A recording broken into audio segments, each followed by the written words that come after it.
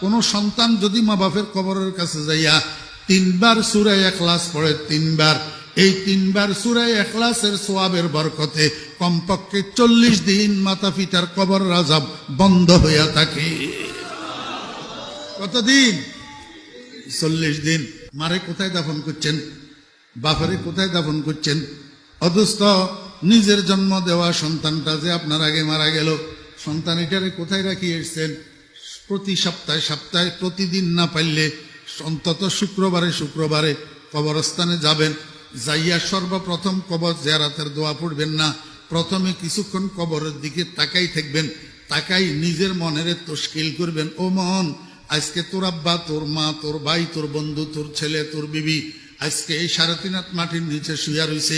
এত কাছে হওয়া সত্ত্বেও তুই কোনো খবর নিতে পারতেছিস না, সুখে আছে না দুঃখে আছে জানিস না। ও মন, আগামীকাল তোর মৃত্যু হলে, তুই মরে গেলে তোরও তো এরকম 3.5 হাত মাটির নিচে ঢুকাইয়া দিবে। এই জমিনে যত মানুষ আছে কেউ তোর খবর নিতে পারবে না। আল্লাহর কাছে কি নিয়ে যাবি? মুখ কেমনে দেখাবি?